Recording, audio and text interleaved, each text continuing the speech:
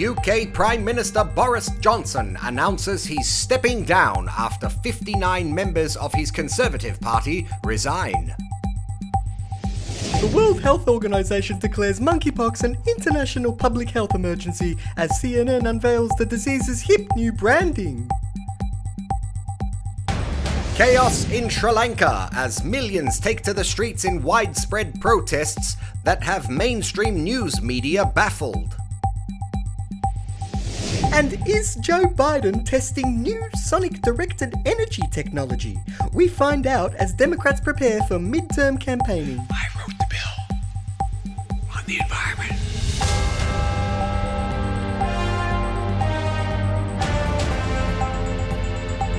Diving into a president's pool full of news for you. Information News Network.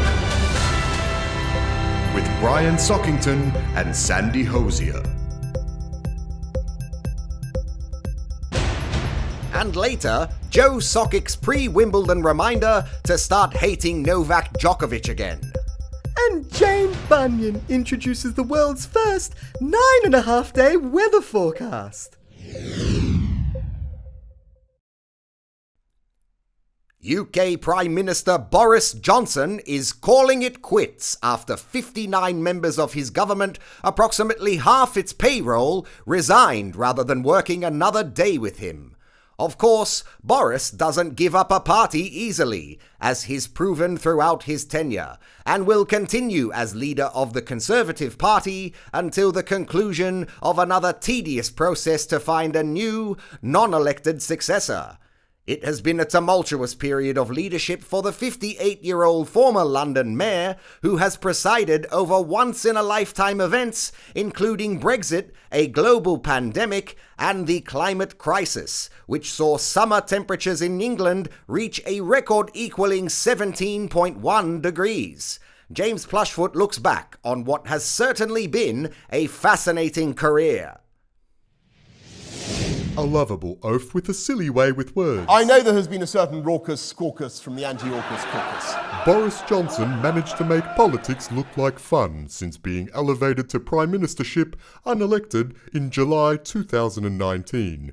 His unique style and good looks propelled Johnson to an overwhelming December election victory around the same time a novel coronavirus was rising to prominence unelected in Wuhan, China, an opponent that ultimately ended his tenure just over 3 years after it started.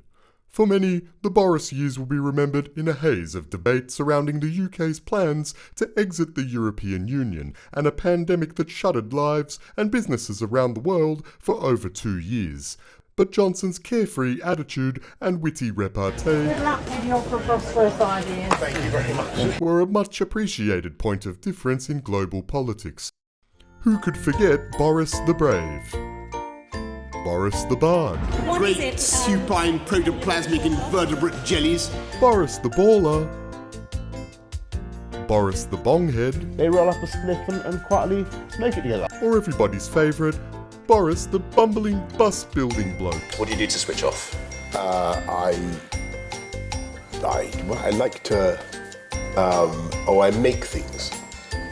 I like to... What do you make?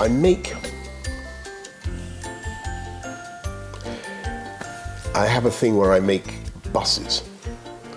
You make models of buses. I make models of buses. Boris Johnson was unrivaled in his ability to get things done in short periods of time, never afraid to turn 180 degrees in order to ensure an outcome.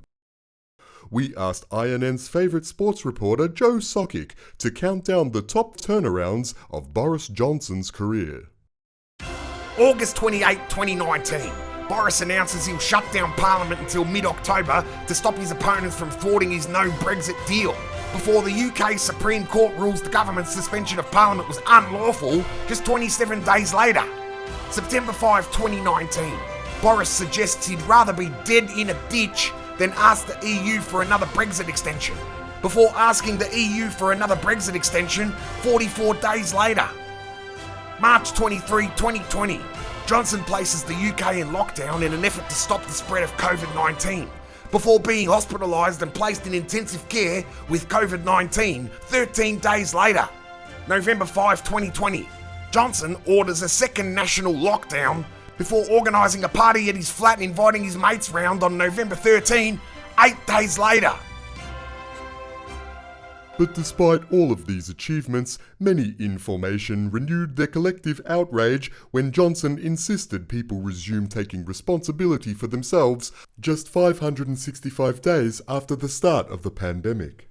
Johnson's replacement has yet to be confirmed, but will likely be a choice between former chartered accountant Liz Truss and former hedge fund manager Rishi Sunak. And with candidates as interesting as them, the good times are set to continue. James Plushfoot, INN News. After months of speculation, the World Health Organization has declared monkeypox an international public health emergency.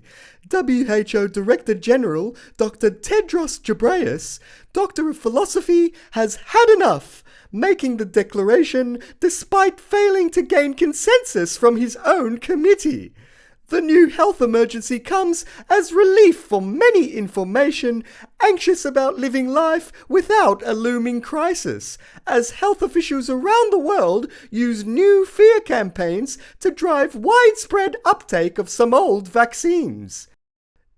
Christinia Solich reports on all the crucial monkeypox news you need, including how it's transmitted and ways you can avoid using the word monkey. Monkeypox has been known about since 1958 and is endemic in some big countries like Africa. The viral infection is typified by fever, rash and blisters lasting 2 to 4 weeks and has recently spread with alarming pace around the world, stealing attention from COVID, making the monkeypox problem problematic. It's so problematic that the WHO are working around the clock to address all the important issues, like rebranding the virus to omit the word monkey. New brand names being considered include MPX, MPXV, MXPX, Mpox, or the hotly favoured MPpox. After mysteriously appearing in London around May, the virus rapidly spread almost exclusively in men who have sex with men between June and August, coincidentally at the same time as these 166 US and international Pride festivals that were held.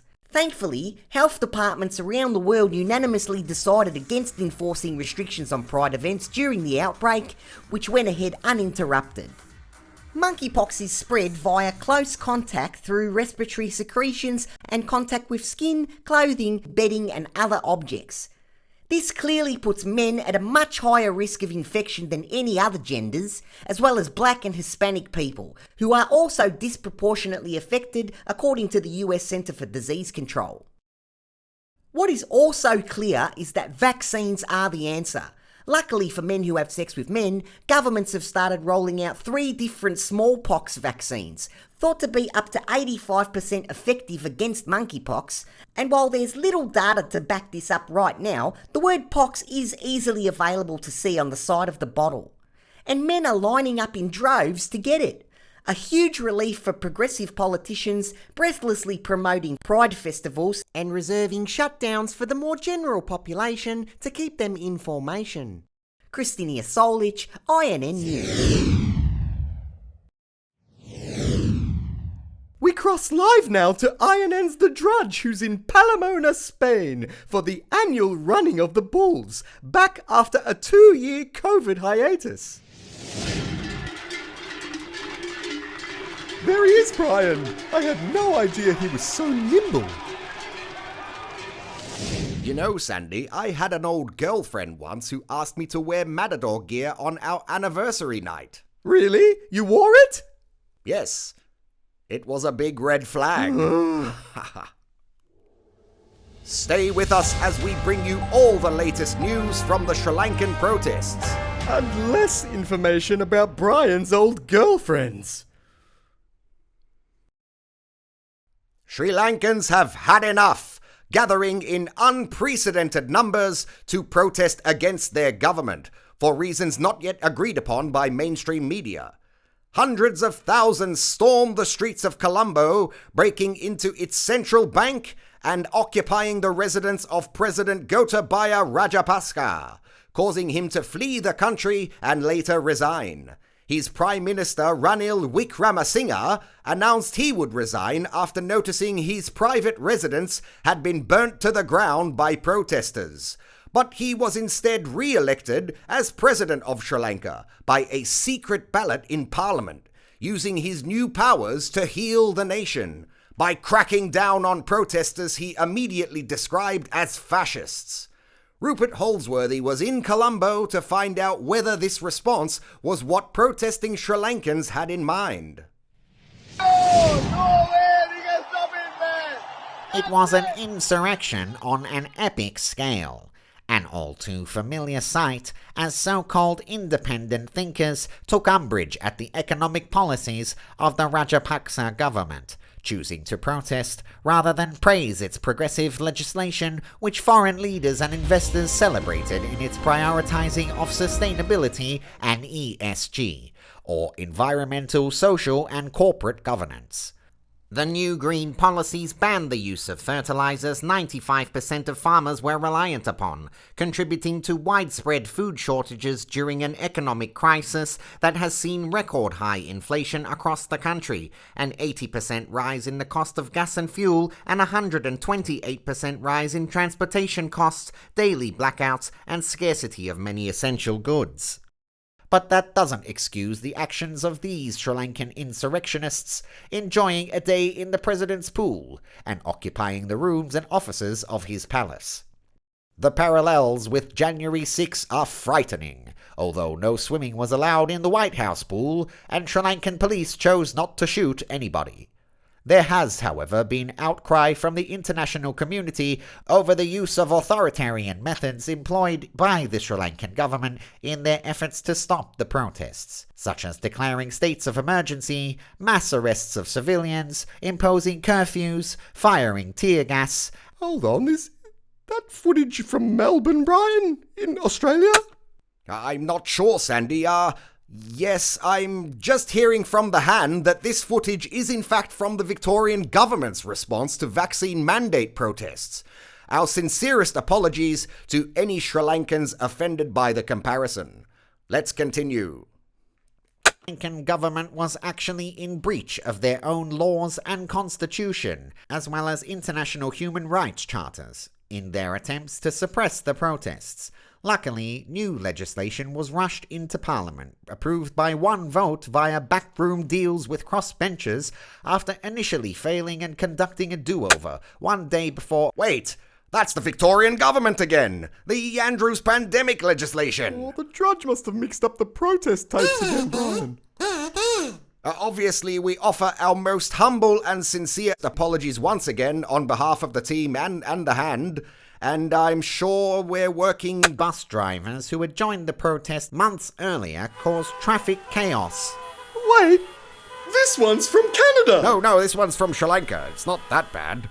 While tens of thousands gathered day after day in the largest street protest in Sri Lankan history, the police and army did their best to remove anti-government protesters. The government also blocked social media communications, although hashtags like Go Home Gota were already trending internationally, forcing a lift on the ban soon after. So where to now? At least Sri Lankans have experienced hands at the helm, with currently unelected President Wickremesinghe, who first came to power in 1993, appointing his former classmate Dinesh Gunawardena, unelected of course. What could possibly go wrong that hasn't already? Rupert Holsworthy, INN News. Stay with us after the break as Joe Sockick and Jane Bunyan bring you all the July sport and weather news. Plus, we investigate exactly what's going on with President Biden's strange whispering.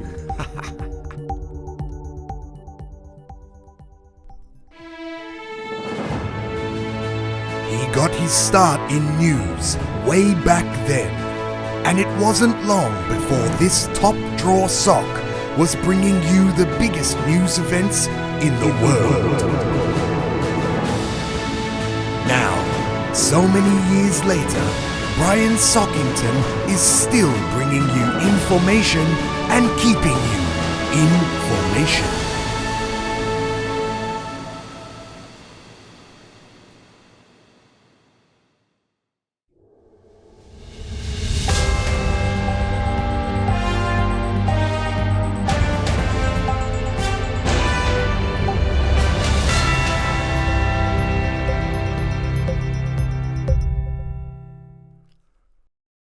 Check in with old Snake Dog Sockick now for sport. It's been quite a big week in Wimbledon, hasn't it? Bloody oath it has, Hosey, and I'm buggered if I know how the Poms put up with that gentleman's final. I mean, Nick Kyrgios is annoying as sand up your clacker, but then you've got Novak's winning. Jeez! Keep your 21 Grand Slams and donations to kids' charities and bushfire fundraising and all that crap. You might have won Wimbledon, joker, but you wouldn't have known it from the boos on centre court that was so loud Fox Sport wrote an article about it. Listen to this. A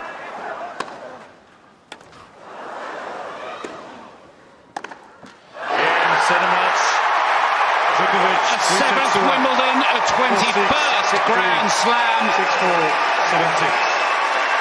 for this superstar player. Yep, absolute hate there for Novaks. I mean, mate, just get one in your arm already and shut up. And speaking of shutting up, the Kyrgios Winjathon on the other side of the net was even too much for the English. He plays like Happy Gilmore and he thinks he's funnier than Adam Sandler. Listen to this. She's drunk out of her mind in the first row, speaking to me in the middle of the game. I don't know which one it is. I know exactly which one it is. So tell me, it's the one in the dress with the one that looks like she's had about 700 drinks, bro. The dog one? In Nick's defence, the woman was making a racket. And her urine sample came back with an olive in it. Oh, move on. Oh, yeah, right. Anyway, next time I'd like to see the Royals order an execution right from the box. It would have spared poor Prince George from hearing Kyrgios shouting F-bombs, and the world would be better off without Novak putting us all at risk. I feel better knowing he'll be watching the US Open at home, thinking about how unvaccinated he is. Anyway, on to sports wrap. Danish cyclist Jonas Vingegaard wins his first yellow jacket during the 109th Tour de France. I think yellow really brings out his eyes. Elena Rybakina is crowned Women's Wimbledon champion, taking home the Venus Rosewater dish despite a ban on Russian players and her being born in Moscow and representing Russia most of her career. Excellent manoeuvring there, Elena. And the 92nd Major League Baseball All-Star Game took place at Dodger Stadium in LA, with the American League defeating the National League 3-2, becoming American Global World Champions of the Universe for the 9th straight time.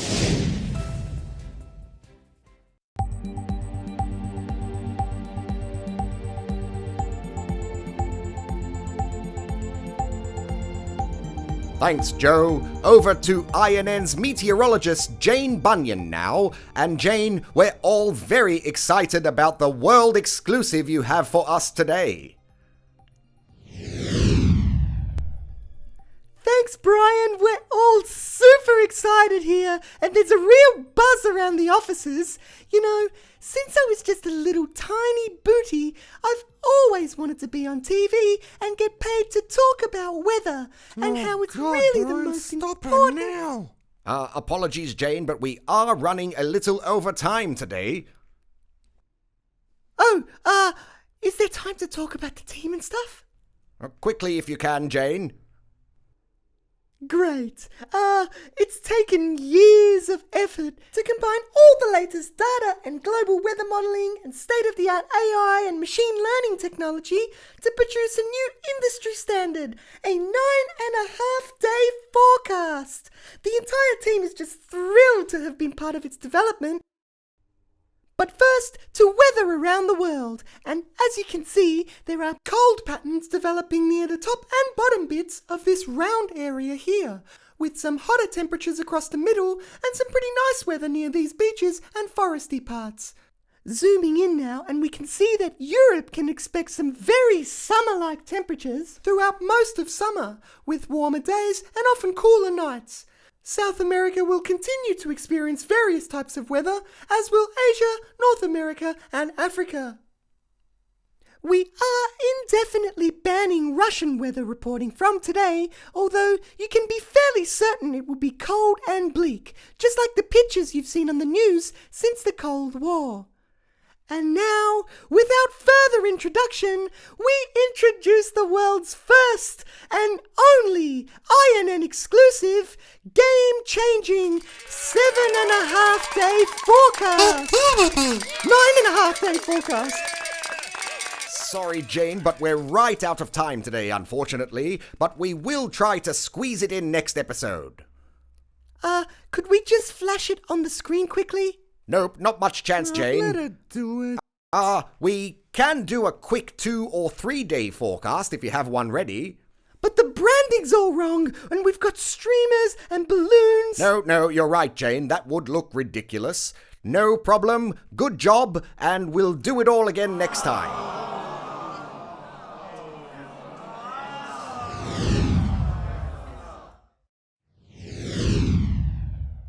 We'll leave you now with exclusive INN footage of President Joe Biden demonstrating what appears to be state-of-the-art military-grade directed energy sonic mind control technology, possibly designed at top-secret weapons agency DARPA. I got them. $1.9 trillion relief so far. Which could be capable of making his speeches up to 20% more engaging. I think it's time to give ordinary people a tax break. The technology improves the aging president's capacity to be very loud and assertive. Well, I'm sick and tired of smart guys. Or soft and almost mesmerizing. They're going to be getting checks in the mail that are consequential this week. Without seeming creepy or strange to the media at all. Unlike when these tactics are used without the new technology. Darling, is the wind blowing today? I'd like to watch television, darling. Russia, please, if you can, get us Hillary Clinton's emails. Please, Russia, please. He asked, Russia. It's uncertain whether ramblings like this... it's going to be... or excuse me, we know why all... Are you okay? I mean, you seem... No, it works. Or... You know, or the mom and dad, or the neighbor, or when you go to church, or when you're. No, I really mean it. There are trusted interlocutors. Think of the people. If your kid wanted to find out whether or not there's a man on the moon, or whatever, you know, something, or you know, whether those aliens are here or not. Has any link to the top-secret technology, or whether the FDA has described it as safe and effective yet? I'm using it right now, Brian. Do you think it works? Yes, you dog-faced pony soldier! No! Ha ha ha ha ha! No, it's funnier when he said it! Well, that just about wraps up INN News for July 2022. Don't forget you can help produce our next episode by donating some value for value at INNformationnews.com. And remember to subscribe to us on social media. But until next time, may our news be your views, and goodbye. Goodbye.